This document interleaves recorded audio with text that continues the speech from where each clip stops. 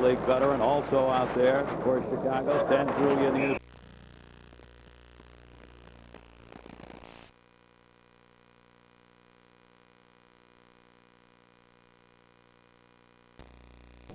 Some of the veterans that you'll hear, Gordy Roberts playing out there for the Chicago Wolves. Al Secor, National Hockey League veteran, also out there for Chicago. Stan Drulia near side.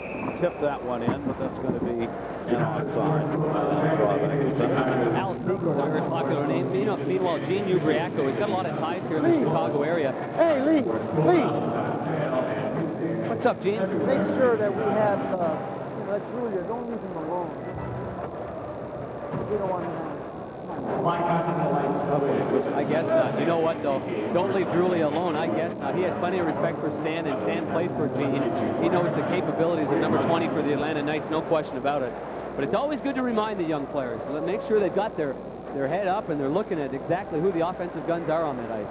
92, Briaco was behind the bench when Atlanta won the division championship. And as we said last season there for most of the year, before he was replaced. John Barrett deflected up in the air. That will end up in the seats on shot taken just inside the line by Tim Berglund. Berglund tried to let that go and tried to get it down low. Unfortunately for Berglund, it was deflected, and I think Tim should be a happy camper. He's celebrating his 30th birthday. Spent some time with Tampa Bay. It's his birthday today. Happy birthday there, Tim. Unfortunately for that shot, though, Gary, he just couldn't get it up high enough on the stick, and you see that often. The defenseman comes out, deflects the stick up at the right angle, and it goes up 30 rows. Off the face-off lead, Davidson and White able to kick it away to the point. Shot there, save made. Greenley put that one off the stick that time. Cleared up, not out of the zone. Chicago doing a good job here holding the puck in. Secord had that last one. Back to center with it, Mike Kemper. Kemper got it in, deflected to the near side corner. Davidson, Breslin, and Berglund stay out on this line. Drulia behind the net, drops it off for Gavey. Aaron Gavey couldn't get it out. Chicago's forechecking, picking up, puck right in the slot, deflected wide behind it. Great chance. Greenlay was down, couldn't convert though. Gordy Roberts, another NHL veteran, couldn't hold it in along the line. That's enough from Davidson, and Chicago will change it up. First, Nelson working on defense, starts it out to Drulia. Drulia will dump that one in wide, and he'll head to the bench. Briaco likes to match lines. The Chicago coach will do a lot of that tonight. He has always liked to do that. 17 years coaching at the pro level. John Rivers brought it in. Shot the save made on Wiseman. Pushed away by Greenlay. Good shot taken. Brian Wiseman, a Chicago and Ontario native, who got that one right down the middle. Near side, Jason Ruff. Ruff, who is a scorer, 6'2", 195-pounder, who can put it in the net. Wendell Young will let that one go behind the net for Chicago. Sean Rivers came back to get it. Rivers and Kevin McDonald are the prime 1 and 2D for Chicago. Yeah, one big and one little. Good combination right there. One real big. Yeah, one real little. Kevin McDonald has piled up a league-leading 223 minutes in penalties this season. Christian Campo got knocked down, bounces off the back of the net. Atlanta leading this game 1-0. Peter Ferraro going to the corner. He picked up the power play goal in this game. Chased down Timmy Breslin on the far side. Chicago needed a break, so they just dump it out. They're going to have to play this to get a little help from his goaltender up to Ferraro. Ferraro starts it up ice. Peter Ferraro, number 10. Number 15 is Chris Ferraro. Dumped back to LaPuma. Atlanta regrouping in their own end as Yves Perreault took it back there. Atlanta led by Drulia with 41 points, and Jason Ruff 23 goals, their leading goal scorer. Cleared around by veteran Wendell Young, comes all the way out to center. Power play goal early on in this game has given the Atlanta Knights the 1-0 lead. Centering pass tipped wide, chased down near side by Perreault again. Yves Perreault gets knocked down, and a penalty coming up with a hit from behind, and there's the whistle. Not much doubt about that one. Perreault got belted from behind on a power play for Atlanta. There are some.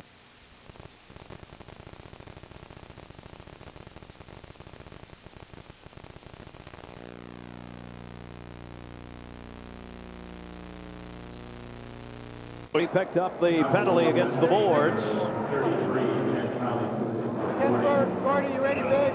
Right there. There you see it. Big Ted Crowley last year spent the majority of the year with the Hartford Whalers. And Atlanta's got their second power play. Ferraro from cross scored at 3:26. Shot in deflected, just wide, went behind and came out the other way as Gretzky took the shot. And Brother Wayne's going to be back in action probably next Friday as the lockout is virtually over during our first intermission. We'll update you on that and take a look at the contract. Gretzky shot deflected high off the glass. Held on to by Nelson on the far side. Nelson sends it around the boards. Atlanta power play 41 for 204 on the season. See the hit put on. Gretzky holding that one. Big jam up in front. Shot. Score! That deflected in front over Wendell Young. I'm not sure of who. And there's an argument here by Chicago that somebody for Atlanta was in the crease on that goal, but I don't think they're going to get it. No, it doesn't look like they're getting the call from veteran NHLer Kevin McGuire, the referee for tonight's game. And clearly, the reason why there was so much traffic in front, Brent Gretzky, not known as a guy that shoots the puck a lot from this position. Look at the traffic in front. Now, from that angle, no one in the crease. There's no interference there at all. You see the heels of the skate. Not in the crease. Number 8 is Miller, but Gretzky gets everybody going deep, fires the puck nice and low. Now it gets tipped up. There's a tip-in by Miller. You see number 8, the assistant captain. That went off the shaft of his stick, then up over the stick side of Wendell Young. An awful lot of traffic in front of Young, and you know, he may be frustrated as well. He just hasn't been getting off to a good start in this building, and that has been frustrating for Wendell Young. Looks like Miller's getting credit for that goal. Colin Miller tipped it in, the 23-year-old out of Ontario, his 5th of the year, and Atlanta's 2 for 2 on the power play, and they take the 2-0 lead. Darren Pang mentioning Wendell Young. Wendell Young has won only 2 games here on his home ice this season. He won the home opener here, and then won again on January 4. But those are his only 2 victories here at home for Wendell Young this season. Greenlay knocks that one away. Young comes into this game 10-8-5 on the season with 5 shootout losses. Ferraro drops it off. Chris Ferraro doing the tic-tac, going the other way. Ferraro and Ruff. Ferraro tips it back to the point. Puma moved up, couldn't get it. Here's a chance for a 3-on-1 break. Now a 3-on-2 for Chicago. Center shot. Score! Right pass. Lee Davidson puts it home.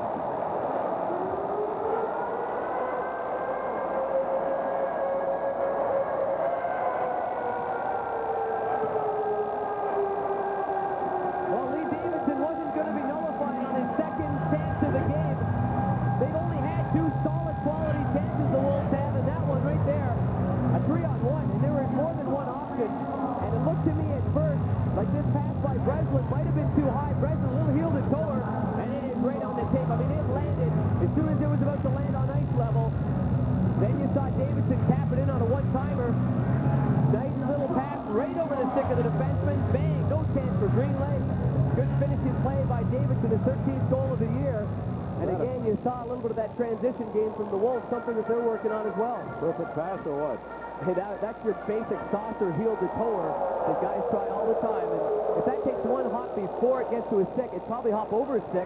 It was perfect, right on the tape. So Chicago gets on the board. Davidson, who had 25 goals last season at Fort Wayne, gets the first goal here tonight for Chicago, and it's 2-1. Atlanta on top. That ended up being a 3-on-1 break. Atlanta will just dump it in as Derek Mayer had it. Wendell Young couldn't stop it. Far side, Gavey. Gavey sends it back to Ferraro. Ferraro back for Gavey. Couldn't catch up to it. Stepping up to hold it in is Peterson. Peterson had it knocked away. Derek Mayer will chase it down at the other end.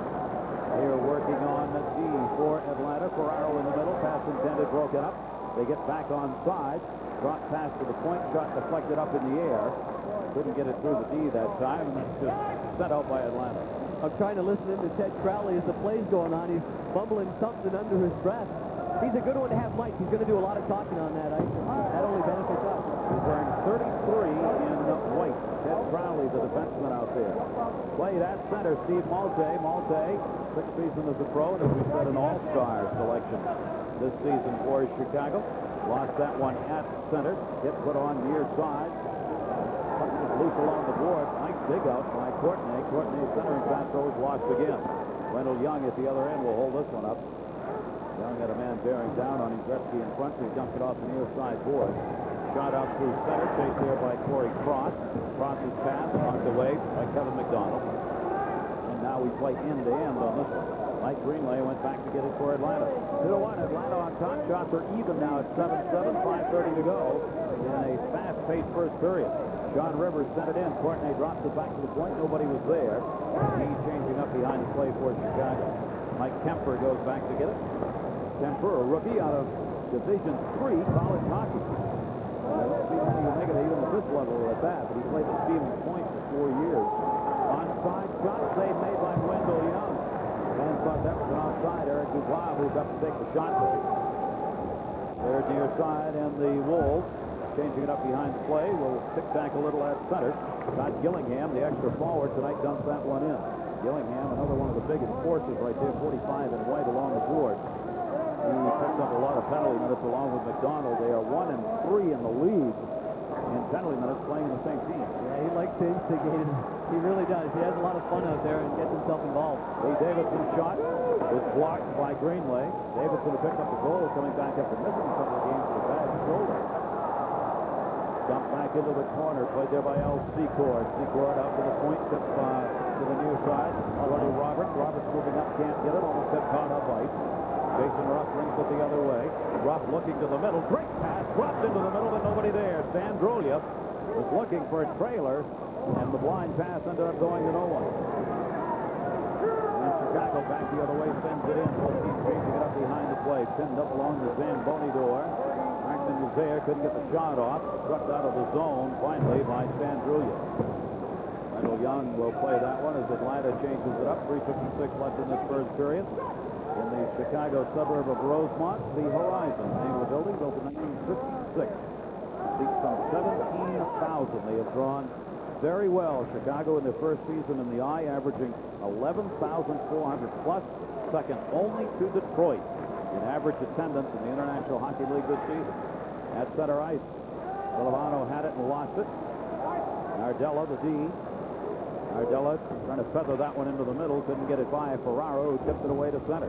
Knights back on the attack. Good checking job being done by both teams now. Ferraro gets busted off the puck. Cross comes over to get it, sends it in. Wendell Young holds it up. A lot of center ice checking going on right now. Feeling out in the neutral zone. He really is. Crowley tried to dump that in and had it blocked. Again, Cross was there to block it. This will be an icing call. On the touch-up, 3:03 left to go here in the first period. Atlanta leading Chicago by a score of 2-1.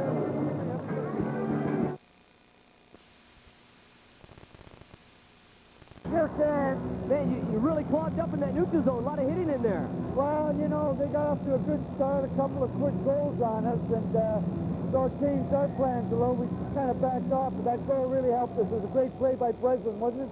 It sure was. That was a great pass. Looked like hands like you have, Gene. Just a couple of fans talking about the game. Gene Ubriaco, the coach of the Chicago Wolves. The first time, to my knowledge, in a real game that we have had a coach who not only agreed to be mic'd, but is wearing an earpiece and has agreed to talk to us. Wanted it. And wanted it. Now, wait a minute. I don't know You about gotta that. love that. And a whistle and a glove pass called in the corner with 2:33 to go in the first. All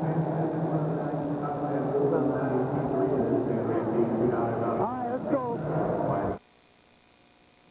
It still bugs me that I waited to try Old Spice High Endurance just because I thought I'll do. But on the wide side, a 2-1 Atlanta lead. Chicago, though, has been buzzing here for the last 5 minutes. They picked up the last goal. Peter Ferraro and Miller have the power play goals for Atlanta. Davidson at 12:42 on the even strength from Breslin and Berglund to get Chicago on the board. 1:40 left to go here in the first. Chicago on the white one. No doubt about that call. Aaron Gavey got the hook in on that one, and the power play coming up for the Wolves. Well, this will be the very first power play for the Chicago Wolves. Already Atlanta has given us a lesson on how to score with the man advantage 2 for 2 so far. Aaron Gavey's a guilty culprit right in the neutral zone, something we've talked about, how they've been flooding it, trying to jump up there, but Gavey got caught sort of floating around there using his stick. And because of that, Gavey's going to get hauled off for a hooking. Late in the period, a good chance for the Wolves to bounce on back. Right? Maybe just 20 years Get the old. rebound with her. They got to earn their goals. You can't put it on the time. You know what I mean? Come on, you made a great play. Now you got to finish it. Oh, I love that when a coach says you made a great play. Mark, Nico, you ready? Now let's see what happens on this power play. You saw Chicago's 7th best in the International League of the power play. Atlanta 11th in the penalty killing department. A minute 25 to go in the period. During our first intermission, we will go through the settlement, which is being ratified by each player in the National Hockey League. Some of the teams are meeting and voting tonight. Some will do it tomorrow. It looks as though the National Hockey League will start its season a week from Friday. Power play in White. The Wolves trying to get it tied up. Drop pass in the middle, deflected away. Intended for Davidson, who was cutting in. Near side point. Nardella deflected again in front. Saved by Greenway. Nardella, great play. Nardella went down and held that in. Courtney, the 26-year-old player out of Quebec, a good scorer for them. Courtney out on the power play unit. They've got Davidson set up in front of the net. There's Nardella.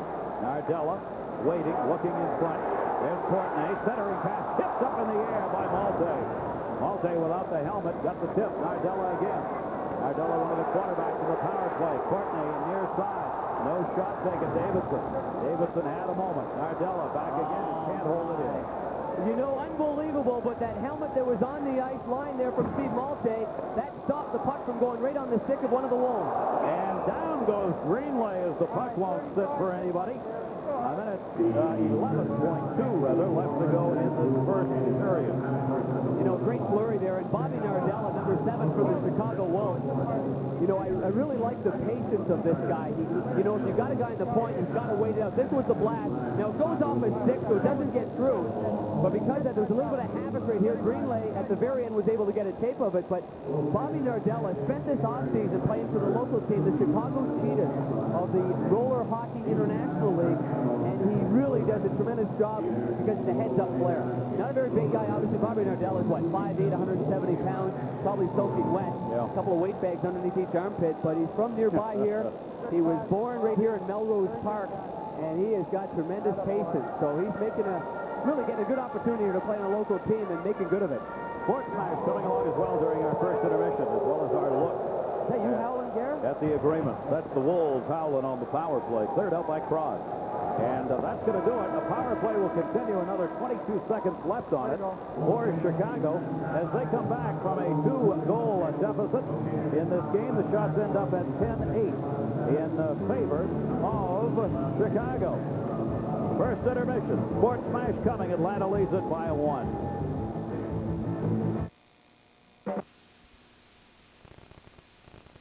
Now at the end of the 1997-98 season, assuming that there's no weird things that happen in between, like wildcat strikes or wildcat lockouts or anything like that. But let's take it at face value that we're going to have labor peace for 3.5 years, and that's the best news of the day. So we spent over 103 days to get labor peace. Here's a quick look at the deal and how things came down, although further discussions won't come until later in the week. Free agency, Mac, and the age is 32 for the first 3 years. Certainly one of the most contentious issues. The players believe that's too late, 32, but faced with a lost season, they decided to take it. Salary arbitration is also key to this arrangement. Well, the owners have some walk-away rights where if they lose the arbitration, they can just stand up, walk away from it. The player becomes an unrestricted free agent.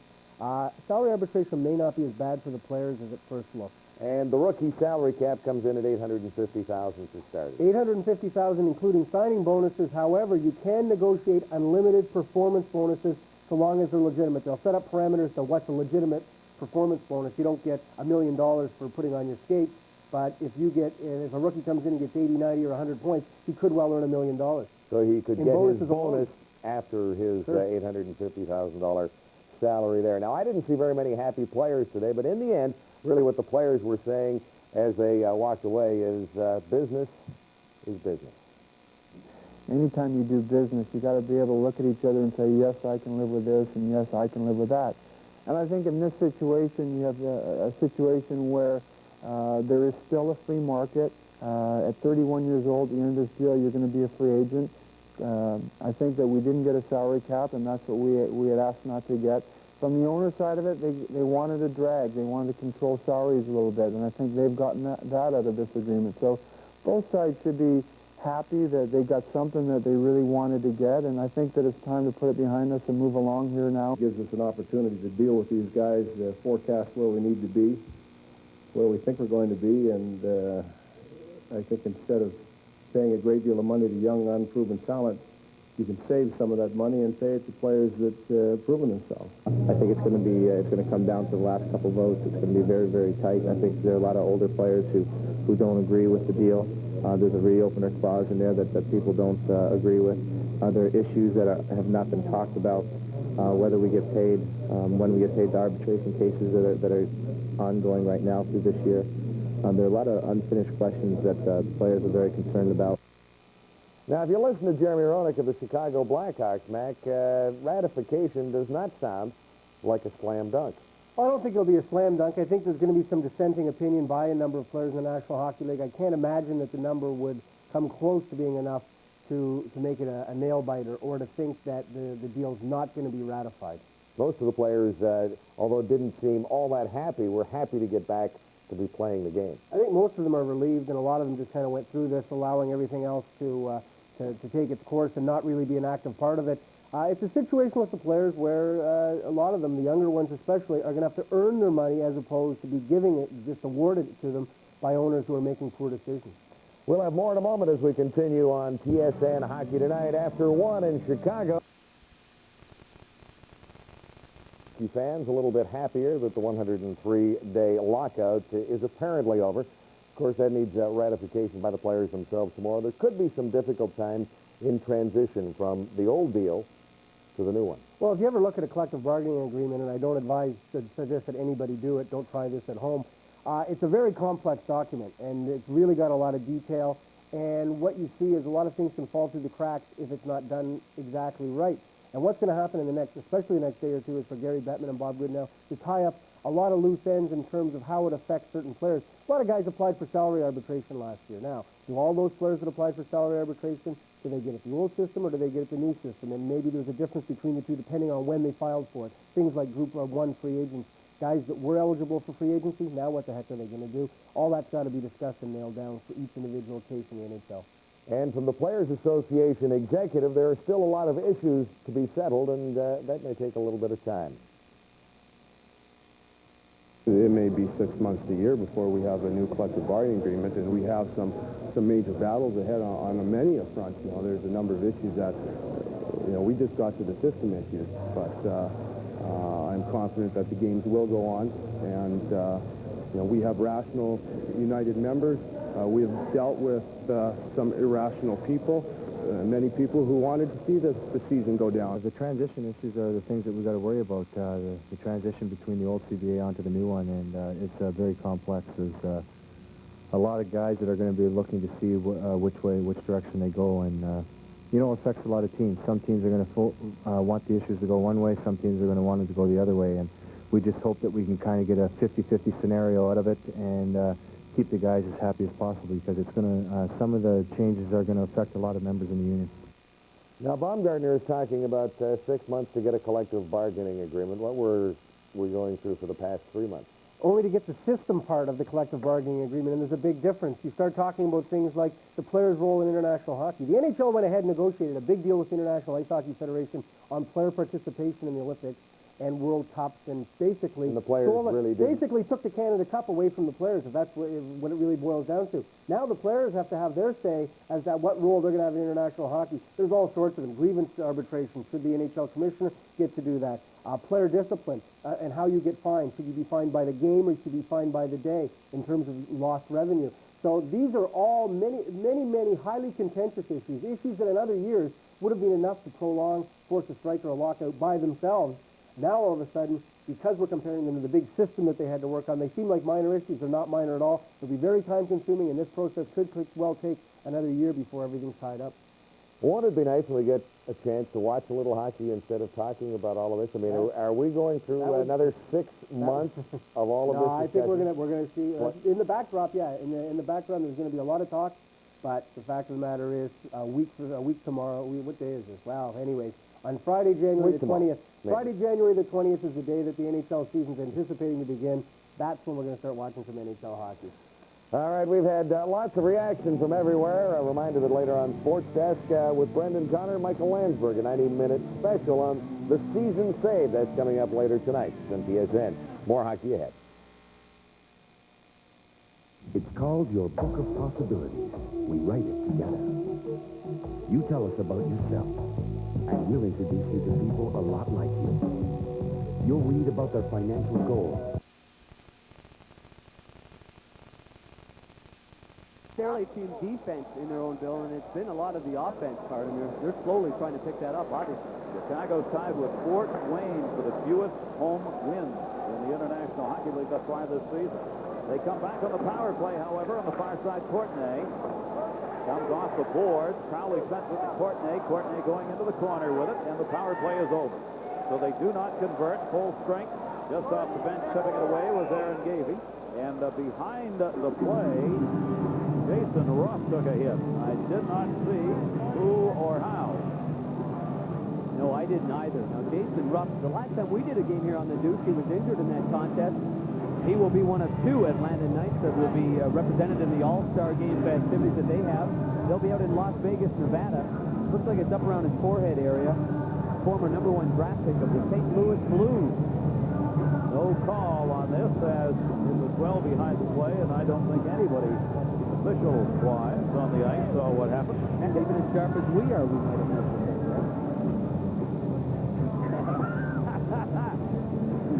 You're right, and we did. Kevin McGuire, our referee tonight. Jay Jacobs and Steve Campbell are the linesmen working with him. And the faceoff comes outside the line as they stopped it for the injury. Sent in deep by Tim Berglund. Berglund out there on a line with Davidson and Breslin. The only goal scored by Chicago. Lee Davidson picked it up, shot in. Save made Wendell Young. Rebound came out deep to Courtney. And Courtney starts it up ice. Courtney is one of the most improved players on the Chicago team, according to Gene Ubriaco. He has come along and played very well. 26 years old, had 27 goals playing with Kansas City last year. They didn't get a lot of production out of him to start the season, but he picked the pace up. This is going to be an icing call on Atlanta on the touch-up at the far end as we're just underway here in the second. Well, we'll talk about the coaching staff of both these clubs quite often. Gene Ubriaco. Gene, are you listening to me right now? Gene, are you there, buddy? Yeah, go ahead. Hi, partner. Anything you talked about that we should know about in that first period? Well, we certainly talked about penalty killing, I'll tell you that much. Yeah, 2 for 2 on the power play. That's a killer. Yeah, we didn't do a very good job, and hopefully next time we'll be ready for it. Okay. A little intense down there.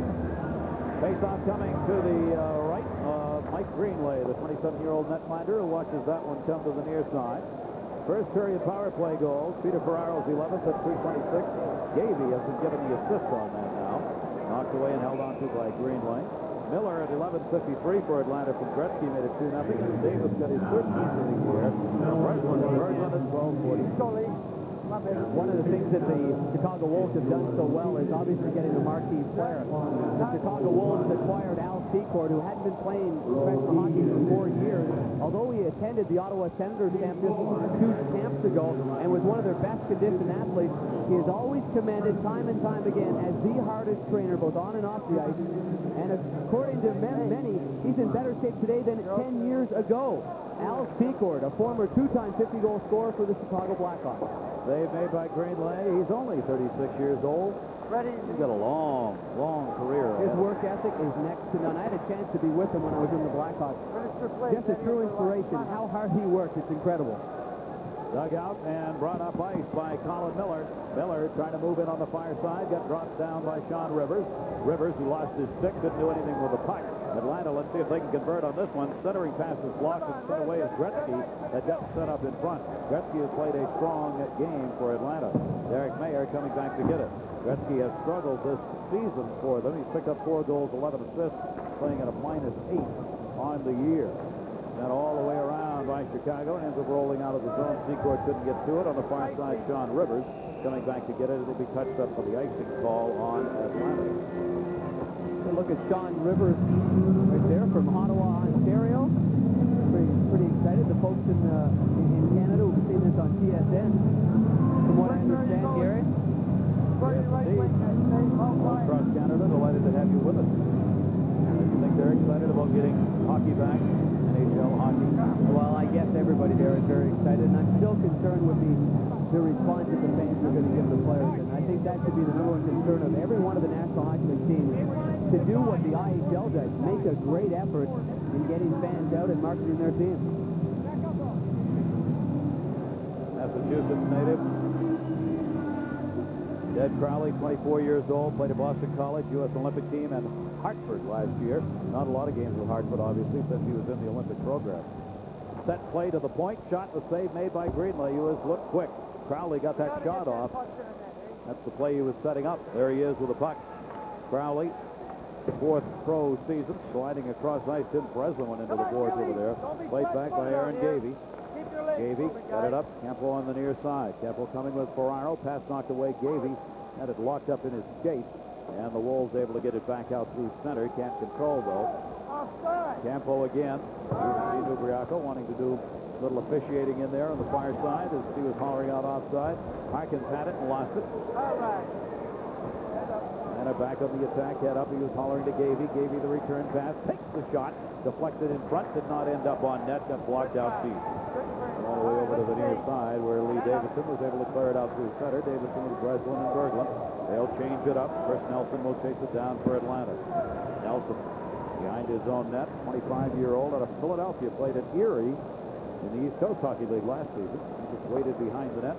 Nobody picked it up, so he sent it out to center.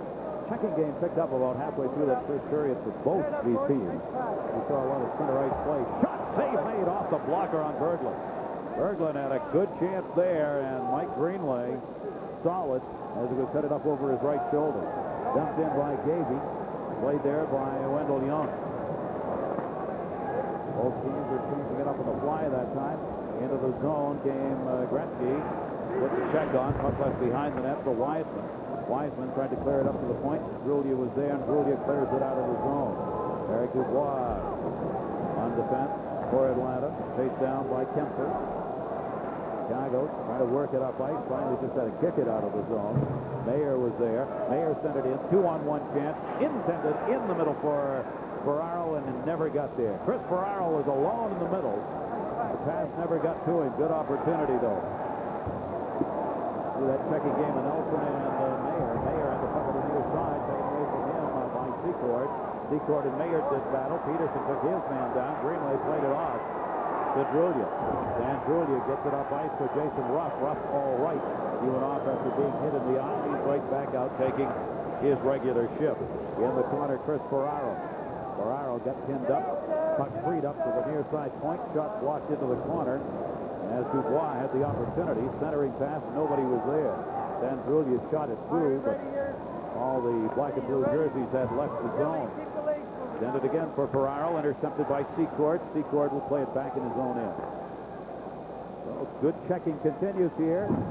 6 minutes into the second period in Chicago, where the visiting Knights have the 2-1 lead, and this will be an icing call as LaPuma goes back on the touch-up. 2-1 Atlanta. Introducing one of the snipers for the Atlanta Knights, Dan Drulia. Now we're going to take a look, a perfect 2-on-1. Now right here, freeze it right here. Got two choices, fire that puck or make a pass. He decides, roll it right there. And you see Drulia tries to make the perfect pass, but Kemper, nice play with his stick to poke check it away and nullifies a pretty good scoring chance by Atlanta. Hate to give up those odd man rushes and not get a shot off it. Face-off won by Chicago. Bob Nardella, the D, clearing it around the boards. Set up ice, deflected into the zone. Chicago can't control. LaPuma put the big hit on. Nardella tried to knock it down. Goes off the linesman onto the Chicago bench. Kemper, meanwhile, his third game of a 3-game tryout. But, you know, on that play as well, Drulia is a right-hand shot. And he can probably move in. If he wakes it up a little bit, he can move in. But the key to it was Ferraro's a right-hand shot as well. So if he gets the puck at the right time, he's got an easy one-timer. So that's what even made that play that much more darn special. Gary. Good shot. Out of Duluth, Minnesota. There you see Mick Kemper, a rookie who played at Stevens Point for those 4 years of Division III college hockey, but they like him here, 24 years old. Chicago signed, Gino Baracco is telling me this morning, only 17 players. because of the lockout in the National Hockey League, they didn't want to take a chance of not having people stay. So they just signed 17, and the rest have been here on 10 or 3-day tryouts. Our Pringle storyline from Chicago looks like this. Atlanta 2 for 2 on the power play. Ferraro Peter has picked up his second goal in the last 8 games. And Davidson getting it on for Chicago. 4 points in 2 games versus Chicago this year for Lee Davidson. That's our Pringle storyline here at the Rosemont Horizon Arena. Delighted to have you with us here on the Duke. And National Hockey League action should be returning to both ESPN and the Dukes next Thursday or Friday, but it looks as though Friday will be the day. They are meeting in New York. The National Hockey League officials are to get the schedule put together. Colin Miller works it in. It's going to be interesting because this season, with a shortened schedule of 48 games, teams are only going to play in their conference. They will not play interconference games until the Stanley Cup final. Intercepted by Colin Miller. Miller trying to lead it up ice. Gavey will not have a chance, and neither will Yves Hérault, as it's going to be covered up by Clark. Hérault's a veteran and a fine scorer on this team. 29 years old. He's been around 9 years of pro hockey. Had 28 goals, 30 assists with Indianapolis last season. One of the things Gene Bracco's been saying on his bench, get a shot. Here's the situation. You might have heard his voice in the background. A 3-on-2. Somebody go to the net, fire it at the net, get a shot, do it basic, do whatever you have to do. Guys, you gotta move the puck, eh? Come on now. Put it on the net. Come on now, boys. That boy, breathe. That just about finished my thought right there. That's what he was saying this morning. Because what we're not doing, we're not driving the net, we're not getting the puck there enough. We gotta have people. Thank you. There you go, Gary. Hey, Gary. Yes. Gary, why don't you come down here? You're doing a good job. Gene, you know what you got to do.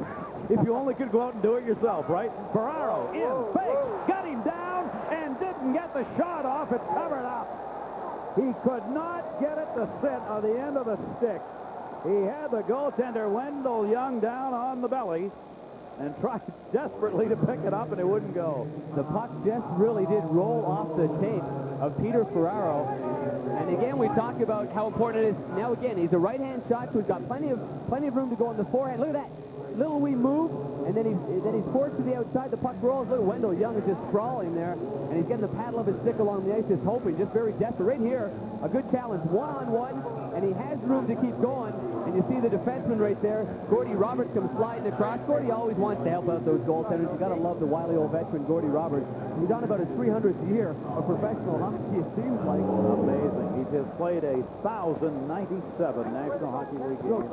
Credit to him and how he keeps himself in shape and the attitude he brings to the table. Gordie Roberts, the first American-born player to go over 1,000 NHL games.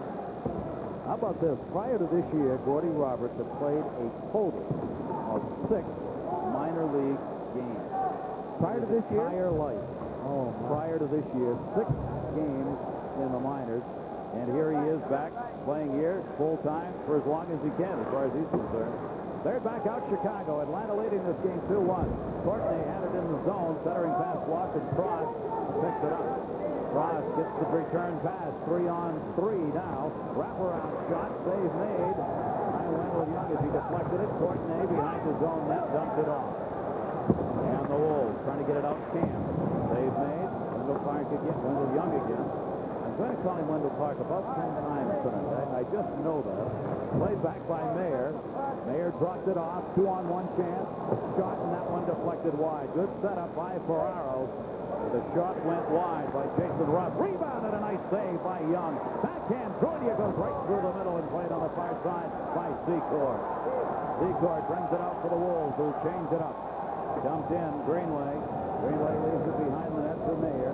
Mayer had nobody here on the near side. Break for the Wolves. Able to hold it in. The Secord was there. Again deflected. Right through the middle. Greenway had to get out on that one. The Wolves chance again from the point. Bounces off a skate right on his front. The 2 good chances for Chicago. Ferraro centering back, stolen, sent back to the middle by Rivers. Now it heats up a little bit. A few more open-ended plays here. Peter Ferraro got it up ice. Rough back shot, Trulia deflected. He down on the ice to block that one. And then it comes back to the point. The Pumas shot goes wide into the corner. Ruff going back after it, beaten to the puck, but they don't get it out of the zone yet. Chicago does now. Brought up near side. Harkin. Center. The pitch. Doesn't have. Shot. Save made by Greenway. The trailer wide open and a good hard shot along the ice. Greenway the save and an icing call here. Atlanta still leading at 2-1 in the second. 360. Maybe the only player to have that distinction around hockey right now in the pro ranks in North America. As his dad was a man who worked in very many countries. If I remember right, was an engineer. Right down the middle and a save made. Again, Wendell Young. Boy, what a pump shot that was by Yves Haro, and he's got a great shot. Haro was left wide open that time in the high slot area. Deflected up to the near side point. They hold it in behind the net to Miller. Colin Miller swinging around, couldn't find any room, but Chicago will ice it. Well, no, they won't. I don't think the goaltender had to play that. If it goes through the crease before crossing the red line, then that nullifies icing. Looks like that might have been skirting wide.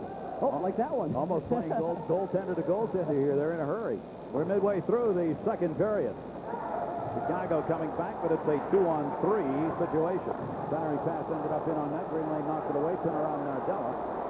Nardella, the B's got some room. Drops it and heads to the net. Looking in front, Malte. Malte in. Wiseman and Courtney on the line with him. Malte couldn't handle that. You're going to probably hear Dean tell the guys again. I mean, anytime that puck's around that area, around the perimeter, just fired at the net. We had a little bit of pressure there. Cross moved up to take it away. Cross has played a very strong game. Terry Cross, 23 years old, out of Alberta. On the far side, Berglund. Berglund facing to the corner, avoiding the check. Nelson picks up the puck. Attaboy, way to go, Whizzer. You got it. Whizzer is Wiseman, who had it behind the net momentarily. Malte came back to help out. Pushed up to the near side point. Save made again by Greenway. He's come up with some big saves here. Kemper that time was open and took it. Cross again, as that one tipped away as Gavey reached out for it. Trying to catch him changing down the middle. Wiseman, a shot. Never got in on net. Blocked out by Nelson, and he puts a big hit on it. Nelson has played a strong game. That's a good combo. Chris Nelson and Corey Cross. They played some tough D. Ferraro drops it back to Gavey. Gavey shot partially blocked. Will end up as a moving injury. Atlanta with 2 power play goals in the first period, maintaining a 1-goal lead here in the second. It still bugs me that I waited to try Old Spice High Endurance just because I thought I'll... A lot of chances taken from the points in this game. Atlanta likes to gun it in, try and get the tip. That one deflected down low by Jason Ruff. Ruff lost it, played by Davidson. Brown, but not out. Shot. Save made. Young knocked that one down. I'm not sure if it was going to be on net, but he wasn't going to take a chance. He reached up with a blocker and batted it away. Chicago with a puck, trailing this game by a score of 2-1, intercepted by Derek Mayer. Mayer circling back in his own end. The Wolves change it up. Back through center, Ferraro. Sends it wide side, looking in the middle for Ruff. Ferraro picks up the loose puck and then got pinned up and lost it. Sean Rivers, who's played a lot of D here tonight out of Ontario, just 23 years old, his third pro season offside.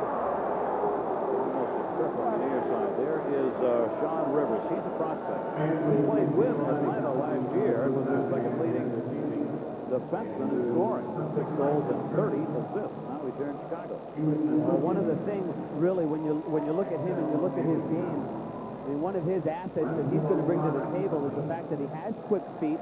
He's 185 pounds, probably on 5 feet 10. Very fast, very smooth, and his abilities are that as a heads-up kind of player, moves the puck, doesn't get overly physical, and that's why you got McDonald, number 19, paired with him. They complement each other very well. It's been a very quiet game as far as the penalties are concerned thus far because the pace has been very quick. Here's Kevin McDonald sending that one in. Intercepted, right back out. Haro. Don't forget, Atlanta played last night as well. I mean, they lost to the Minnesota Moose. The Moose seem to have their number. Last night, 4 goals disallowed by the Atlanta Knights. In one game, you believe that? 4 goals. They'll be calling for an instant replay rule, huh? Right. But I would have expected the Wolves, who've had 3 days off, to come out really flying at the Atlanta Knights. But really, they haven't really had that. They've had a solid game, but again, their demise has been the fact they haven't been able to put the puck in the net. Chicago lost on Saturday against Peoria 2-1. Atlanta's lost their last two, with Chicago coming off that last loss, having won before that. Batted up in the air by Nelson on the far side. Chicago trying to control, and they do at center, but it's tough coming through that middle ice area right now. Flipped into the corner. Back toward Harkins. Harkins sends it around far side. Rivers stepped up. Rivers held it back in. Harkins looking to the middle. Players down in the crease, in fact, as a battle goes on. The centering pass, nobody was up and able to handle that one. A lot of people down on that play. Yves Harreau will just feather that one into the zone as Atlanta will change it up. A 2-1 Atlanta lead, 6:35 to go in the second period. And they get away with an errant pass. Gavey finally picks it up. And Aaron Gavey had to wait for players to get back in behind him, so they will just dump it into the zone. Todd Harkins, he said the leading scorer for this team, wants to play around in front of the net. Greenlay goes back to get it. Cross there. Corey Cross, big tall defenseman. They don't connect on the pass. Another icing call coming up on Atlanta. And it bounces off the side of the net. Crowley came back to get it. Take a look at these standings in the, first of all, in the Northern Division. You see Chicago with 41 points. They've been at just about 500 all season long. Kalamazoo got off to a great start and still playing very good hockey in that Northern Division. In the Central, Milwaukee on top. They've been the #1 team in the eye virtually all year long. You see Atlanta there with 39 points. The Turner Cup champions trying to repeat, a very tough thing to do. Last team to do it was back in '88, the last time a team defended successfully the Cup. That was Muskegon? Muskegon Lumberjack? Yeah. And Gene Ubriaco back behind the bench. Boy, he has been around. 17th pro season as a coach. Milwaukee, Baltimore, Washington, Birmingham, Atlanta, NHL Pittsburgh, and a couple of those cities a couple of times with different leagues. Baltimore, one of them.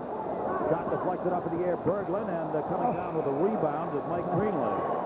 That's a pretty good leap right there. Now, you do a lot of baseball games. He's going to kill himself. I was going to say, I'm not sure if that was worth it. I would have had to jump out. Probably hit my head on the crossbar on the way up, I'm pretty sure. He's 6'4". He was able to corral it here. As you see something Gene Ubriaco was telling, hey, fellas, shoot the puck when you get a chance. So Greenlay decides to go up and at him and covers up and gets the whistle. Not a bad thing to do on the road anyway. Getting the whistle, slowing down this pace. See the numbers he has put up this season for Mike Greenlay with Atlanta. Greenlay behind the net. Pumps that one around near side. The tip comes up to the point. Drulia trying to race out of the zone. Got away. Moving in. Stan Drulia is a shooter. Good coverage by the Wolves as they get back. Nice play by Brian Wiseman on the coverage that time as the forward dropped back playing D. Drulia moves around the pick, hanging on a little bit. Drulia is truly a wily veteran. You know, just how to tug, just enough to get the advantage and not get the call and take advantage of it. Malte brought in on the near side and just dumped around the net. Centered Wiseman, intercepted. A lot of ice time for Derek Mayer in this game, as he and Nelson have been out there together. Cleared out by Jason Rupp. Knocked down. Both teams trying to get changes underway here. Near side. Shot deflected wide in the corner off Tim Breslin's stick. Played around by Nelson and out of the zone. Wave off any icing. That was a good block by Mayer. Really, he had to do a nice job of getting himself down and leave that 1 foot dangling. 2-on-1. Chance in the middle. Rivers cutting. Save made. No rebound. Hung on to by Greenlay.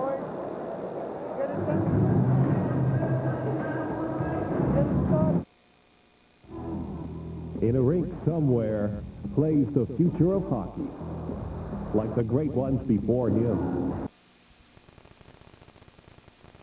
There, he played Subiaco with 17 games left last year, and then the team went on to become the Turner Cup champion. Oh, hit the post!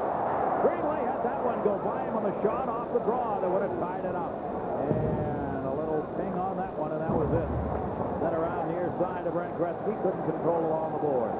Chicago down 2-1, having the chance right there. Greenlay came out, didn't play that very well, but Gretzky was there, and Gretzky didn't get it out of the zone. Gretzky comes back, knocks it away in control. Chance for a 3-on-2 break. Gretzky moving it in. Chris Cross comes back to center.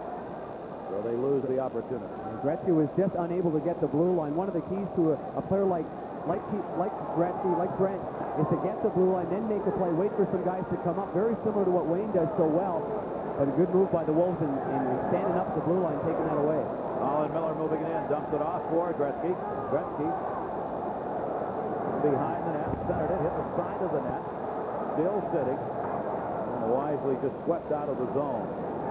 Pushed ahead by Gillingham. Ron Gillingham, he's a fair forward for Chicago. We've seen him do a free shift out there thus far. They got 3 lines for 16 and have the extra forward skating line. Chicago out of their own end. Todd Harkins, perhaps their fastest skater, wearing 26 in white. Dumped into the zone, cross there to get it. Corey Cross, the D, will start it up. Cross with Ferraro joining. Goes right side with that one and missed wide on the big wrap-up shot by Chip Kong. Centering pass. Down low, no one's got control. Kick behind the net by Breslin. Breslin and Gaby do battle. Rivers came over. Chicago trying to get it out. Can't. Nelson stepped up to hold it in. Good play by Chris Nelson again. Impressive game, making right decisions. Campo on the near side for Atlanta got that down deep. Cross steps up again, puts the check on. The puck rolls out the center. And Campo will come back to get it. Christian Campo, both teams want to make changes here. They'll get to do it here. Wendell Young had to play that one. Both teams midway through a shift. Harkins the trailer. Rivers cuts it in. Rivers sends it to the corner. Now Secord going after it. Secord's pass lost to Drulia. Drulia clears it up. Couldn't be played by Peter Ferraro.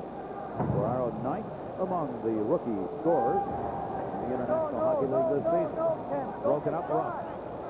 Rough pass off the boards. Nobody, as Drulia did not continue skating down along the boards. Here's Inu Briaco. Yeah. He's saying, you know what he's saying is there was a bad heads-up pass. It was sort of rolling, not on the tape. And that player, Mick Kemper, tried to follow it up and join in the play when really had no chance. And I think that's what Gene, and Gene, maybe you can clarify that as well. You're explaining to your defenseman, Mick Kemper, if it's a bad pass, don't go up in the play and leave yourself vulnerable. Is that right? Well, sure, and then he's going at him at a funny angle. He didn't have a chance to get to recover there. And then Gordy Roberts was left all alone. They make one good pass across. The guy was in. Yeah, you try to get him that. You follow up on the good plays. On the bad plays, you start going horizontally.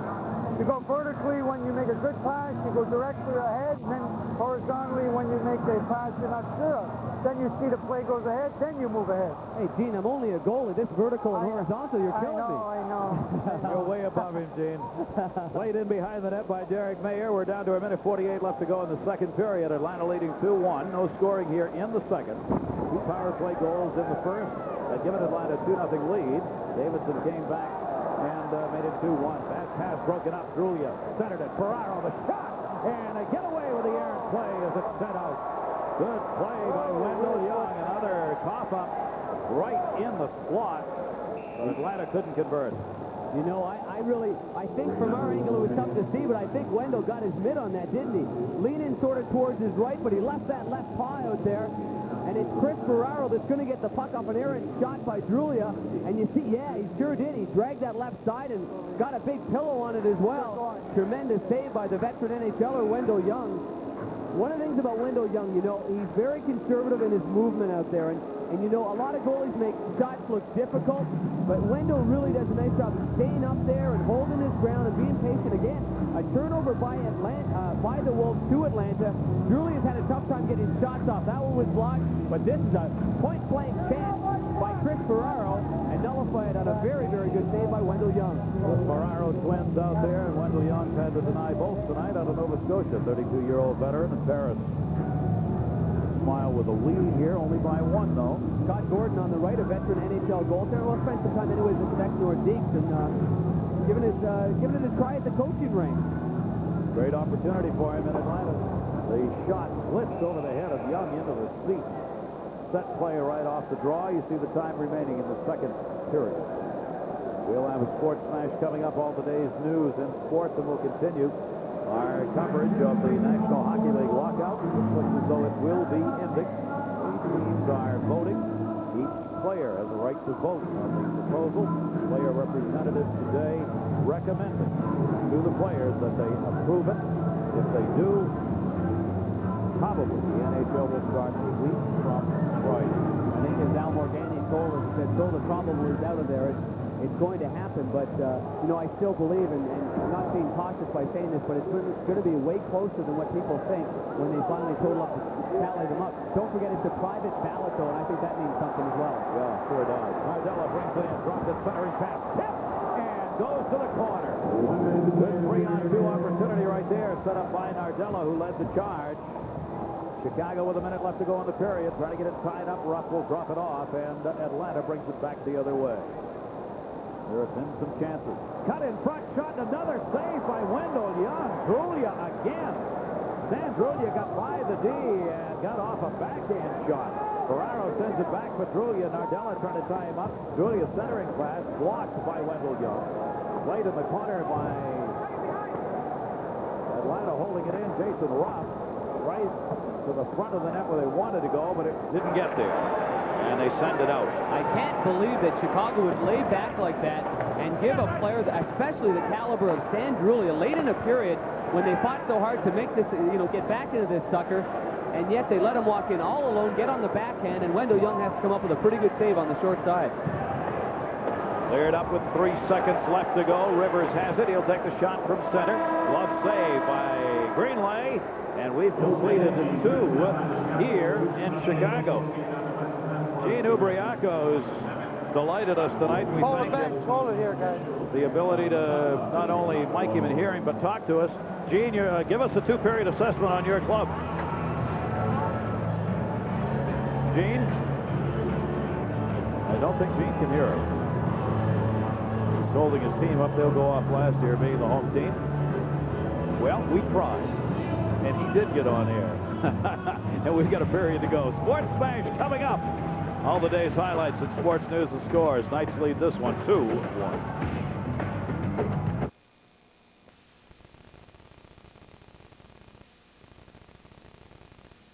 Will be a pool of funds to look after the stopgap necessary between U.S. dollars and Canadian dollars. And let me give you an example. If someone makes one of our players an offer of $1 million U.S. to match it, we have to come up with $1.4 million.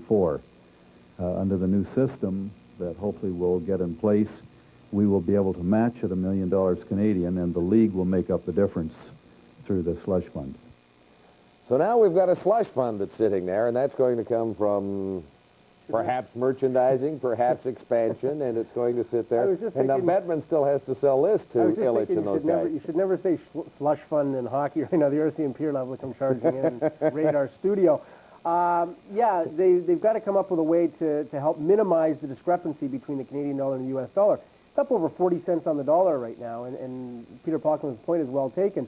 The interesting, or the irony, I guess, is that the NHLPA proposed, as part of its proposal the other day, to set up a joint subsidy program where the NHLPA and NHL would jointly subsidize the difference, and that a team like the Edmonton Oilers, if they had to match an offer to, say, keep Jason Arnott down the road at some point, that they would only have to pay, say, the first 15 cents on the dollar, and that the remaining 25 cents would be picked up by this joint subsidy program by the NHL and NHLPA. The NHL shot that one right down and said, hey, listen, we don't even want to get into bed with you on that one. We'll take care of it ourselves. And there's some people that are raising their eyebrows just a little bit and saying, let's wait and see what the NHL does with the small market teams. There's going to be a lot of pressure on Bettman to do something, but at the same time, he's got to twist some of the big boys' arms to do it, I think. Lots to be still to be settled in this whole deal, but we're going to be watching the Bank of Canada rate to find out at a particular point in time as to when a free agent might end up somewhere. We'll continue with lots more. Actually, things couldn't have worked out very much better for Gary Bettman than they did. For the longest of time, Gary Bettman, especially in Canada, was universally despised and reviled as a non-hockey guy who didn't care an ounce for the game, and all he was interested in was pillaging the players at the profit of these rich owners. And that was his image throughout most of Canada, and probably in a good part of the United States, too. Funny thing happened. Right down to the wire, and all of a sudden a couple of his own owners, a couple of Hawk owners, turn on him. And he's put in a position where he has to fight back, not just for the other moderate owners or anything else, but if you want to look at it in probably terms that it shouldn't be looked at, but as a metaphor, he was fighting for the fans. He was fighting for the game of hockey to make sure that the season was played. And as it turned out, it was. He did a nice job of maneuvering the Board of Governors to get an offer that he knew might be acceptable to the players. And as a result, a lot of the people on the board, the guys he has to deal with and the thing, there's a few guys that are really mad at him, but the vast majority of them have nothing but more respect and admiration for him. And in the end, him and Goodenow actually came out and looked like they did this thing together, which was nice. Okay, and in the end, Bob Goodenow has an uphill battle from the very start, but in the end, I think that he comes away gaining quite a bit of respect in spite of the fact that he may have had to give up more on the players' side than he really wanted to. Bob Goodenow did a marvelous job of pulling his union together. Now, I'm going to tell you something with the NHL Players Association. In the past 3 or 4 years, the incredible escalation in salaries that the players have received has largely been the generosity or stupidity, if you will, of a lot of owners. The system helped, but the owners really, a lot of times, gave money it wasn't really earned. The players just had this money coming in, they felt like it was owed to them, or they felt like it was part of what it is. Now they got into a situation where they knew the league was coming after them, coming after them big time. They wanted a cap, they wanted a tax. Goodenow rallied his guys, got them to really fight and sacrifice maybe for a lot of these guys, it's the first time they really sacrificed anything. These guys gave up a lot of money and worked under a lot of duress to get this deal done. Now all of a sudden they sit back and they look at the NHLPA, they look at Bob Goodenow, they feel like they owe him something. They feel like, yes, we feel much stronger as an association. Now, only one player, Stefan Richer of the Devils, spoke out in 3 months of this problem with the National Hockey League, and that solidarity on the players' side did not go unnoticed by the team owner. There's no doubt in my mind that they feel more of an association towards the association themselves than they do to their team or their sport. And there's no doubt that's happened. Absolutely no doubt. Some emotion from Phil Esposito today. We'll continue on TSN Hockey Tonight, and we'll take you back live for International Hockey League action to Chicago in just a moment. Later tonight, a full story on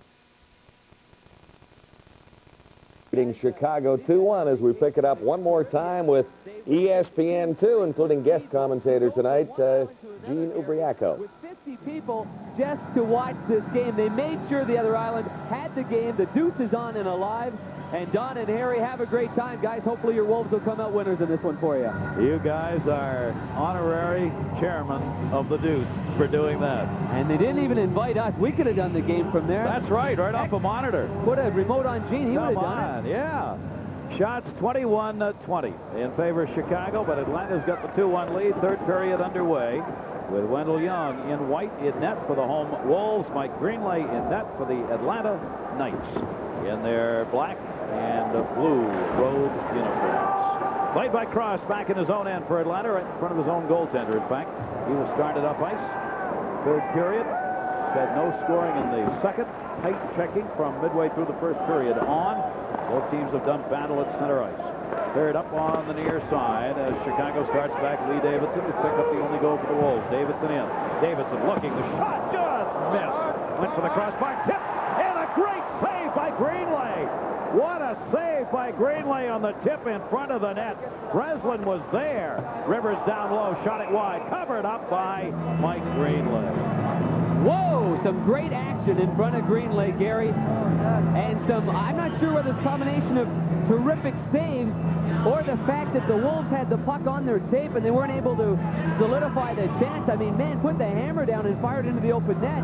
But a great move by Davidson to meander through the neutral zone over to his left and try to go across the grain. That was the chance right there by Breslin on his backhand, had the wide open net and couldn't get enough wood on it, but all credit, Mike Greenlay making a good save it for a big guy, showing that he's very nimble going side to side.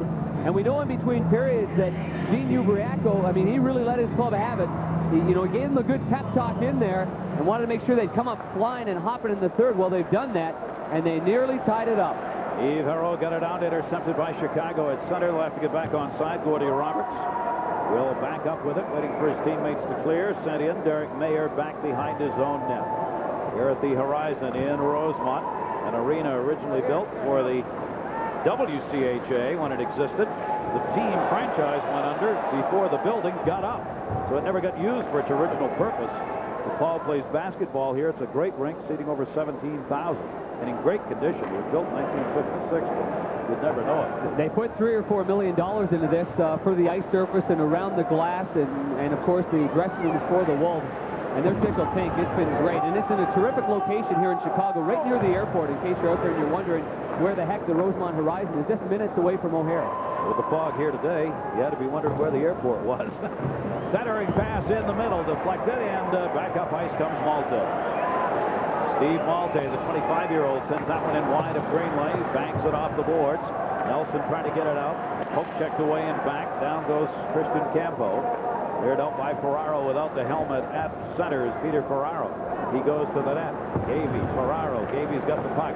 Gavey drops it off. Ferraro came over to pick it up. Back for Gavey in the middle. Poke checked away from him. At the point, Ferraro save on the pad. Good pad save. Wendell Young had to do that in a hurry. A quick shot came out of nowhere that time. Greenlay showing he likes to roam a little. Came out to get it in with a stick up with Malte at the other end. Played back to Rivers. Rivers is Chicago in his own zone. Just underway. Third period. International Hockey League coverage continuing on. The Dukes. Glove back out to center. Glove to head. Yeah, good call. Chris LaPuma kind of used his fist, and he just sort of bounced it across with a punch sort of motion, but clearly glove to head right there. Peter and Chris Ferraro, the twins, playing for Atlanta. Hey, they're fun to watch, these kids, and you know, one of them, now let me get this right, I always goof up with these guys, and they're terrific kids. Peter was the first-round draft pick of the New York Rangers. Chris was the fourth-round draft pick. These two guys have put on 15 pounds in the offseason to get ready for pro hockey. They really are. They're fun to watch. It's amazing, though. Last time we did the game, we talked about their numbers being so identical. It's spooky how identical these guys are. Nothing's changed. The numbers are still almost identical. They both went into a slump in the middle of December and ended up scoring almost exactly the same number of points during the slump they were in. Peter had a goal and 2 assists. Chris had a goal and 2 assists. Only thing that's not similar is their paycheck. One gets 150, the other one gets 125. There you go. And boy, when they're on the ice, or wherever they are, but it's impossible to tell the difference. In fact, on the ice is your only chance by looking at the numbers. Look at the face, you haven't got a chance. Knocked away at center ice, and a delayed offside call.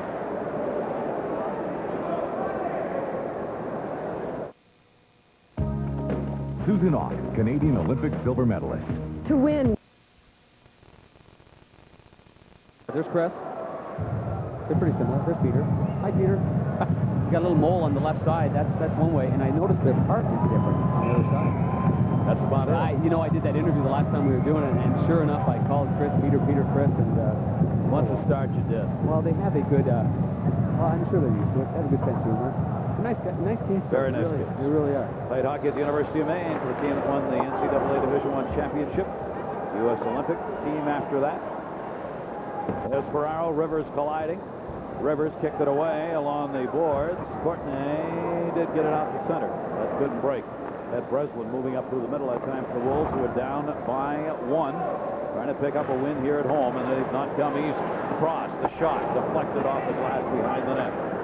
Chicago 7-8-3 at home. Atlanta, they've got the worst road record in the eye, 5-10-1. So something's got to give. Wolves trying to get it tied. Blocked up in the air, deflected by Chris Nelson, the D on that one. There's Mike Greenway. Was ready to make a save, never got to him. Gene, it looks like Gene might have thrown that IFB aside. It looks like it's off his right ear. Gene, can you hear us down there? Yeah. Okay, partner. I understand you might have lit into them a little bit in between periods, looking for a good effort in the third. You might say that. Unless this was blue television, I'd let you know what I said, but I don't think I better. Get him going, Gene. Get him going, partner. They'll pick it up. Third period, 16 minutes left to go here in the third. Draw will be one out to center. Chased down by the Wolves. Cody Roberts came back to get it.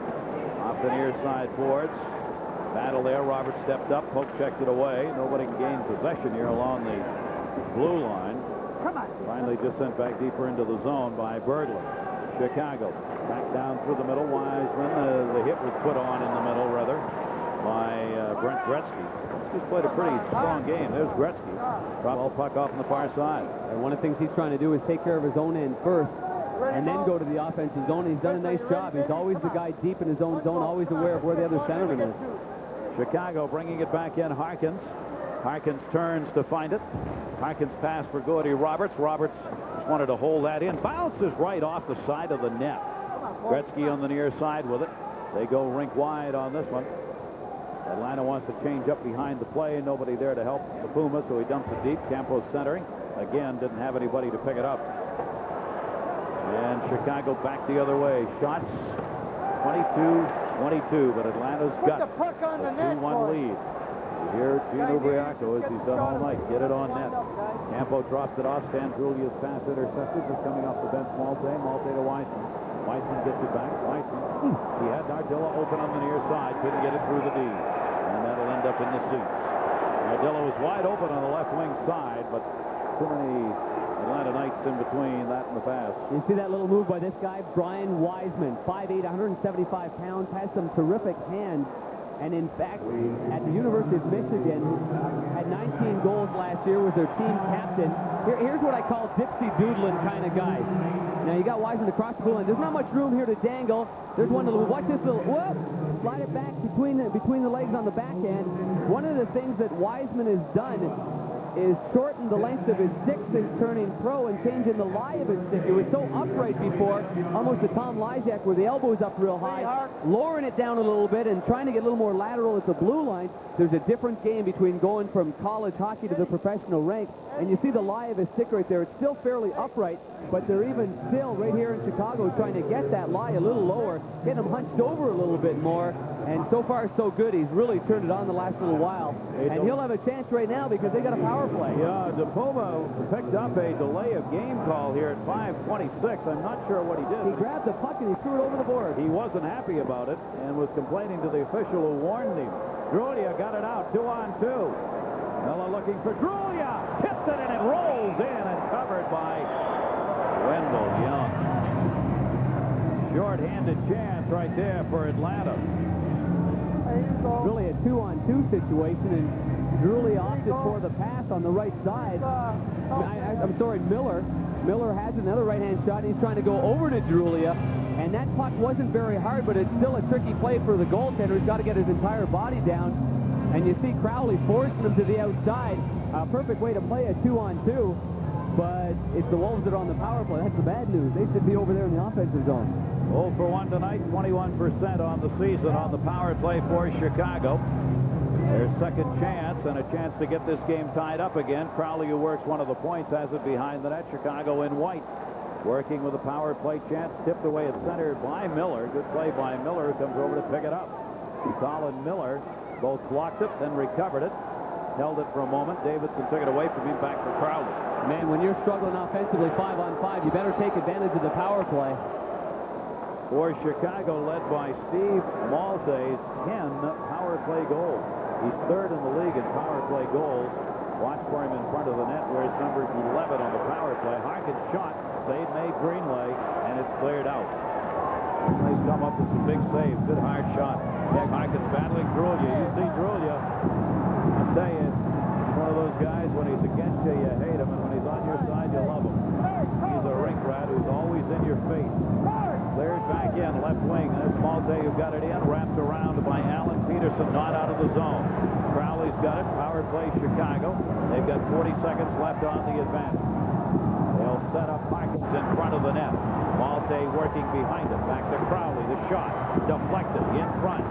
Glove down, Harkins centered. Shot, Nardella blocked. Down on the ice went Alan Peterson. Alan Peterson of Atlanta went down, gave the body up on that one.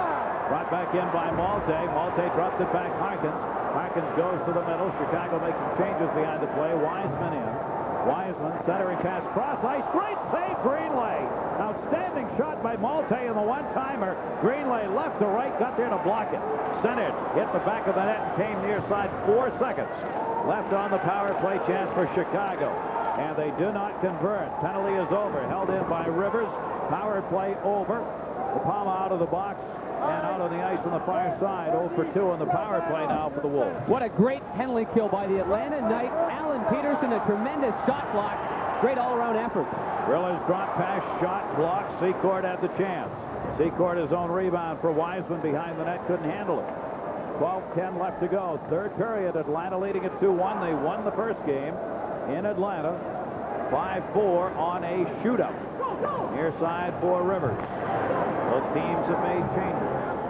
Back in the attack, Chicago.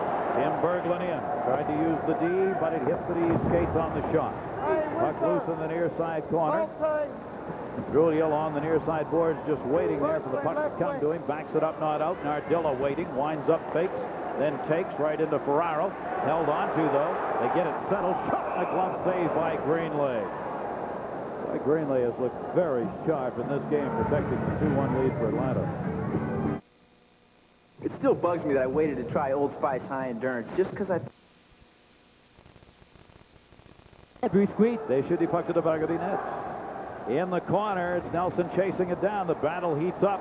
Chicago's been so close to getting this game tied up, both in the second and third period. Greenlay's come up with some big saves. Has not been able to convert on a couple of power play chances, while Atlanta went 2 for 2 in the power play in the first period. Wiseman dropped it off, chased in by Malte. Beaten to it, near side was Peterson. Puck loose, Wiseman's got Berglund out in front, trying to get there, got knocked down, takes the shot as he was getting back up. Gino Briaco, should have been a hole, no call on that one. Chase down, fire in, Kevin McDonald. The captain's assistants on this team. Nardella sends it in. 10:45 to go, plenty of time left for anything in this one-goal game. Campos pass, brought in Ferraro, shot glove down by Wendell Young. Young took the loss in that game in Atlanta in the shootout for Chicago. Held on to by Nelson near side to Ferraro. Ferraro trying to drop it out in front. Intercepted Davidson, and back comes Chicago. Davidson, the center, leads the rush. Davidson, center, tip, wide. Greenlay, another outstanding play on a perfect pass. And a little heated activity behind the net.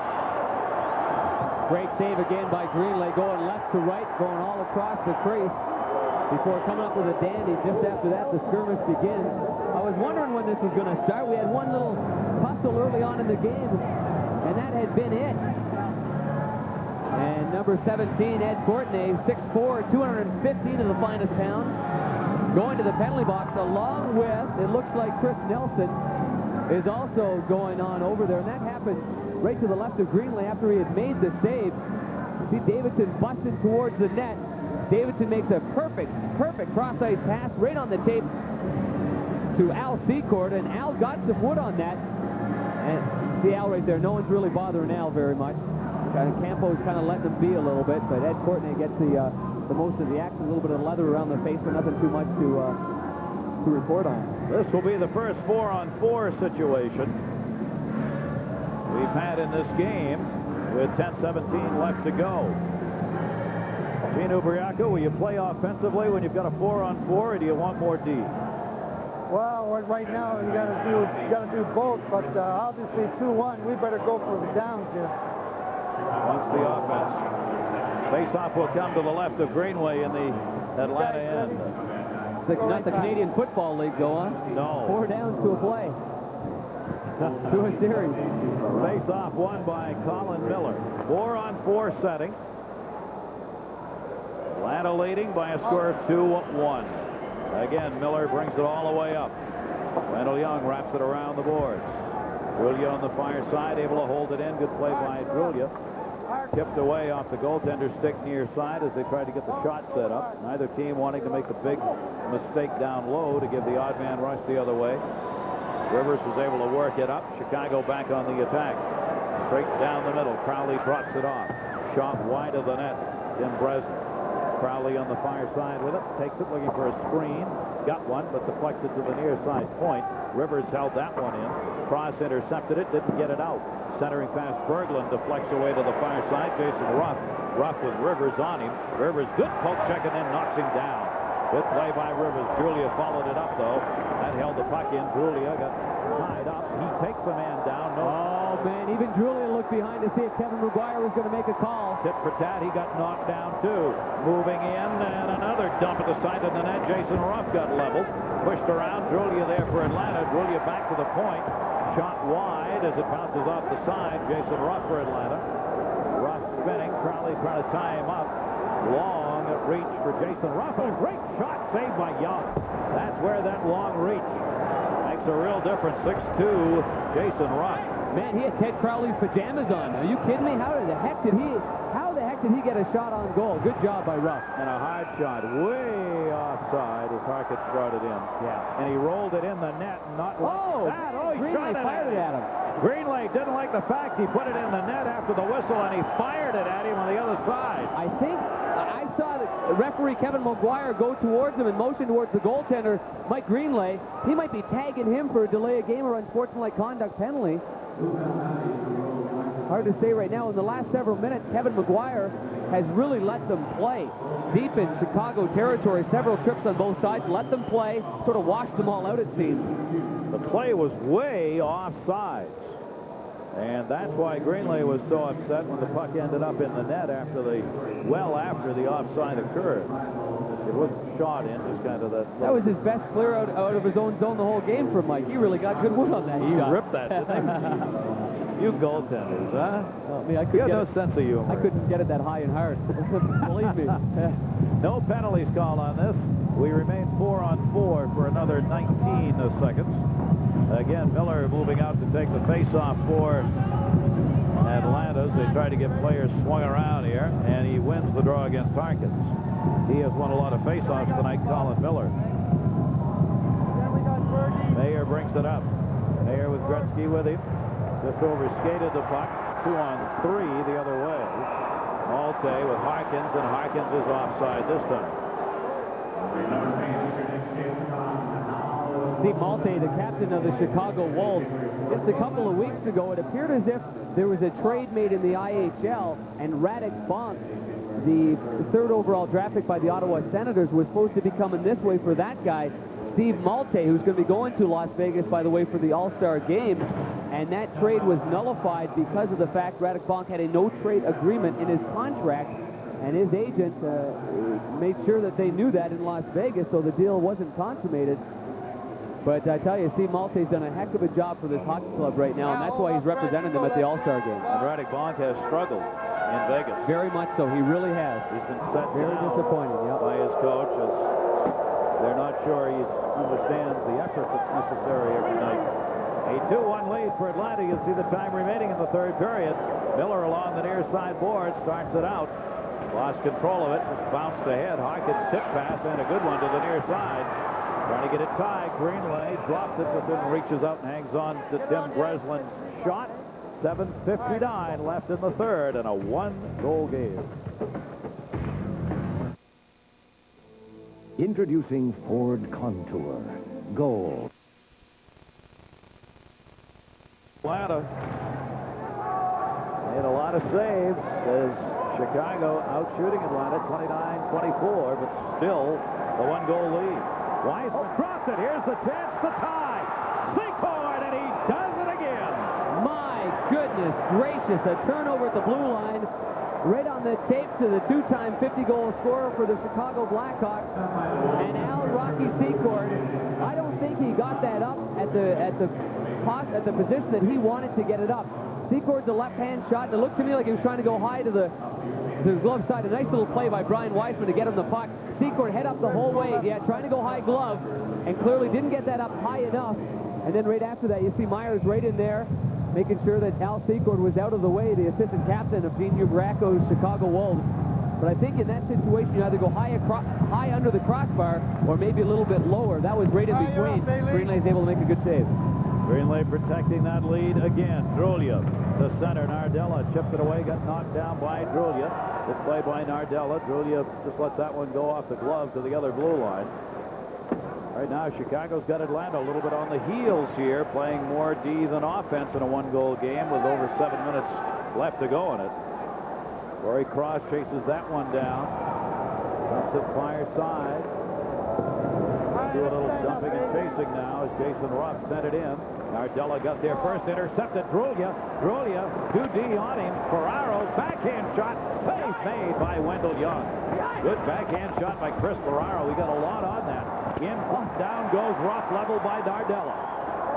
Good rolling block. Nelson shot, bounce in. Centered by Drulia, intercepted Secord, and cleared by Weissman. Malte. Rivers, they're trying to change here. They've got to clear the zone, so they'll send it in. Gene really letting one of his players, Bobby Nardella, have it. Gene wanted a change right there, and it was Nardella that went behind the net when, in fact, there was a player in the high slot. Fortunately for the Wolves, they didn't capitalize on that play. A terrible breakdown in their own zone. Rivers drops that back to Crowley. Crowley sends it in the middle of Davidson, who has the only goal for Chicago. And Chicago will dump it in. Chicago averaging 3.28 a game, 14th in offense. Atlanta, 3.37. They're tied for 12th in offense.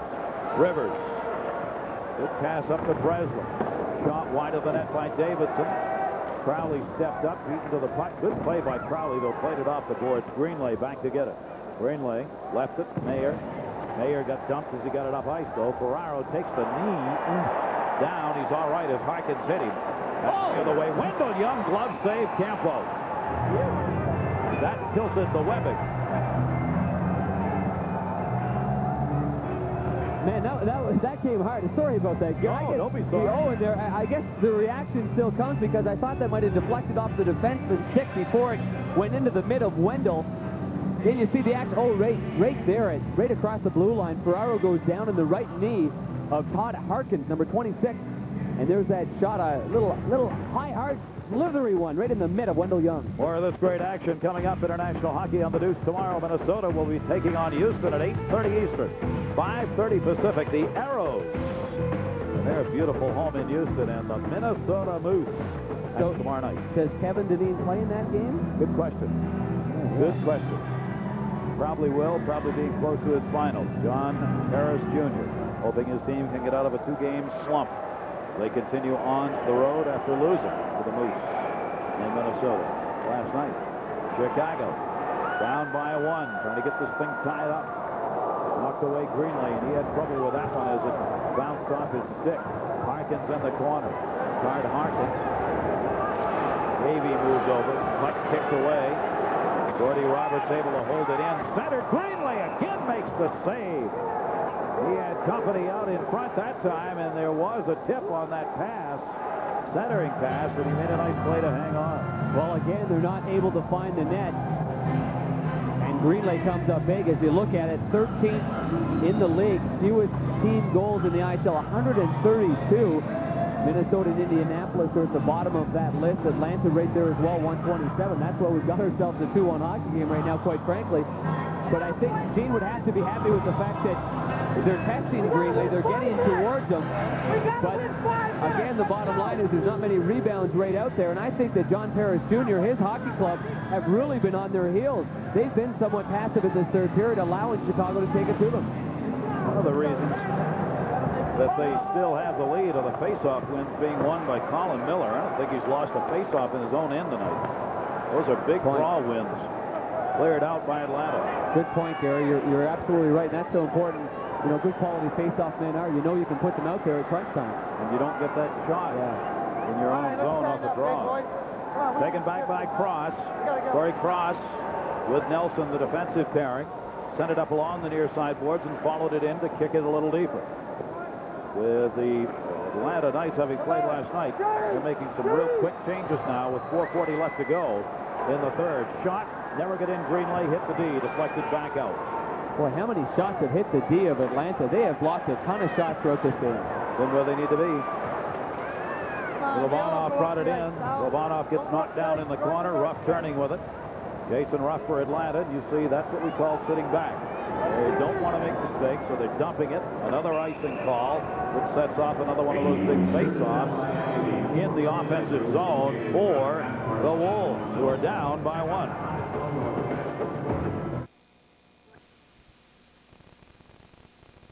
Our offense on one line. We changed our lines a little bit. We didn't have much going. We're getting more action now. So it's working out. We just got to cash in here. Yep. Bad chances. Working on the net behind Greenlay is the delay here with 4:17 left to go in the third period. Yeah, that third group that he's going to put out there, Harkins with Davidson and Breslin, and I would imagine that Big Todd Harkins is the guy that's going to go crash that net. I mean, one of the things that they do have to do is get some traffic in front of the real big goaltender, Mike Greenlay. And there's the guy, Harkins. Maybe he's the guy to get in front of them. Allied vintage Al Secor. Yeah. Sorry. And another big face-off win for Colin Miller, allowing Atlanta to get it up ice in a hurry. Mayer, the D, brought it all the way in with no intent to do anything other than get it as far down the ice as he could. 3:59 left to go. Fire from over here with Chicago down by just one. Continually knocking on the door. Ferraro for Atlanta intercept. Clearly Atlanta just wants to run it off. They're in a D mode right now. Just dumping it back in, trying to muck it up at center and then send it down the boards. Crowley back to get it. Chicago coming out of their own end on the charge. Malte trying to move to the middle. Couldn't get by the D. Swung back out by Chris LaPuma. What Atlanta doesn't want here, of course, icing calls. See that, though, right there. Malte had a sort of a 1-on-4 situation trying to cross the blue line. Bad pass. Ferraro. Great save by Young. Peter Ferraro. Real strong shot. Wendell Young with the right pad save on that one. Crowley plays it up for Malte. He got pinned up against the boards. Ferraro back to Nelson. Nelson waiting for his teammates to clear. Feathers that one down the near side. Rivers drops it off. Nardella, teams changing. 3 minutes left to go, third period. Atlanta by 1. Chicago in white at home, trying to get this game tied up. Would have been offside. Gordy Roberts pokes it by Cross. Corey Cross came back to get it over to Nelson. Nelson for Campo on the near side. Campo just flips it up in the air. Nardella, quick changes. Real short shifts now for Atlanta. Nardella, they lined up, Atlanta did, along the blue line, forcing the dump. And then no momentum when they dumped the puck in. Everybody was standing still at the blue line, so it's hard to get the puck back on the forecheck when you do so. They do, however, get the puck in the zone, but that was because they forced it on the second chance. Colin Miller, as he set down in the third period, he brings it in. He gets dumped, leveled by Gordy Roberts for his effort. Nardella picks it up. Nardella dumps it near side, 2:09 to go, third period. Harkins moves in. Harkins trying to charge the net. Outstanding D. Eric Dubois just rode him off the play. Sent back into the middle and just out of the zone. Brent Gretzky got that one out of there. Quick changes coming for both teams now as Harkins heads off. Gretzky moves up to pick up the loose puck. Gretzky back in his own end. You're looking at the time remaining in the third period with Atlanta leading at 2-1. And an icing call, it's not going to happen because of the effort by Yves Herreau. Herreau got up ice, touched that up before Chicago could get there, avoiding the whistle. Held on to near side. Herreau racing. Backhand shot goes wide of the net. Picked up wide side by Berglund. Berglund drops it in the middle. Minute 24 left to go. Rivers sends it off the boards. We'll keep an eye on Wendell Young. Shot over Greenway's head and into the seats. Young heading to the bench. And the faceoff will come at center. At center. So Wendell Young's going to stay in. I'll give you a call. I'll hold you like this. Then when I wave, all right? Good communication there. You need that because the goaltender's not sure when exactly he's got to race towards the bench. So Gino gives him the nod on the bench and let him know. A lot of things on the mind right now of a coach in this situation. Who he's got on the ice and at what point does he want to pull his goaltender. A minute and 14 seconds remaining. Inevitable that Wendell Young will be pulled. But what's also even more important right now, something you've talked about so much, and that is the fact that the Atlanta Knights, John Ferris Jr.'s club, has a dominated faceoff. I mean, in order for the Wolves to have a chance in this game, they have to win a faceoff here and get control of the puck. Up and down the bench. Give me one more good shift time. There are the faceoffs. More importantly, though, of the ones won by Atlanta in the offensive zone. There you go. They won another one. Ferraro won that one. Chris Ferraro. Played behind the net. Rivers. As soon as they get it up, Wendell Young will be heading out. Ferraro up in the forecheck over to Nardella. Weissman sends it across ice a minute to go in the third. Wendell Young still waiting. Rivers trying to pick up the loose puck, kicked into the zone but not out. Cleared back out to center. Al Secord sends it in. Wendell Young heads. Still no extra skater. Now they do. Extra skater up for Chicago, empty net. Poke kicked away Ferraro. Ferraro backhands it towards the net, not enough on it. You're looking at the time remaining in the third. Atlanta leading this game by 1. Nardella. Extra skater out for the Wolves. Nardella brings it in. Poke checked away. Malte couldn't handle it. Blocked by Nardella once. Blocked by Nardella twice. Nardella the shot. Save me. Rebound. Malte. Can't get it by Greenway. And there's the whistle. I never saw a team this kind of trouble. Well. Time, eh? Senior Graco will take a timeout. You feel the passion in his words when talking about his players. They work their tails off. They just can't seem to get a break. Bobby Nardella does a nice job at the point, keeping the puck inside, and then Malte's got a whack at it as Greenlay's trying to sweep at it, and also it looks like Wiseman's also in there trying to scoop it up, and no chance whatsoever. Greenlay pulls it inside him and gets a whistle. Yeah, I want a timeout. And Gene wanted that timeout a while ago. We're going to get her now. Let's go. I think he can still get it. Al Secord's going over to the referee, Kevin McGuire. I wonder how many times these two guys have fought in their careers. I mean, Kevin McGuire dropped the mitts a ton of times. I'm sure they both have a great deal of respect for one another. You got to get tough in front, eh? Let's listen in on Gene and see what he's got to say. This is the Chicago Wolves timeout. All right, bring it in here. Where's Lee? Who? Lee Davidson. All right. Listen, we're going to try and get her back. Bergie, right? We got 20 seconds, Bergie. Let's try and get it back here. We want, Riv, you're going to be on the board. Yeah. All right? Crowley will be out. Crowley, I want you up in here. And then you move back on the draw. All right? And we got Malte on the inside. We got Bergie. We got Crowley. We got Todd. Hart. All right. And we need Secord. You're right in front. Secord, Todd, Crowley, Berglund, Malte, and Rivers back here. Can't thank Gene Ubriaco enough. What a delight to hear this stuff for hockey fans. I mean, people who haven't played the game but love it, you just don't get a chance to hear this. No, you really don't. If anything, I'm just going to put it off the backboards up front. All right. And it is great to hear, especially with such an affable person like Gene Ubriaco. He's got so many friends around the hockey industry, and they're probably saying, hey, no surprise that Gene would be the guy to have an IFB and have talk back to us right here up in the booth. It's been terrific. Now, Tim Berglund will be taking the face-off, trying to draw it back. He's against the man who's won so many, Colin Miller, and he won another one. Couldn't get the pass out, though. Time running out, third period. Chicago needs one to tie. Rivers steps up. They've got the extra skater. Intercepted. Peterson up along the blue line. Held in Chicago. Can they get a shot off here? No, they won't. This game is history as Atlanta has held on to a 2-1 first period lead and have made it stand up for a victory. 2 first period power play goals, the only goals in this game for them. And all the scoring came in the first. Davidson got his for Chicago then as well. Well, it really was a well-played contest and some good action. Mike Greenlay, the goaltender for Atlanta, really had a lot of pressure on him, especially in the third period.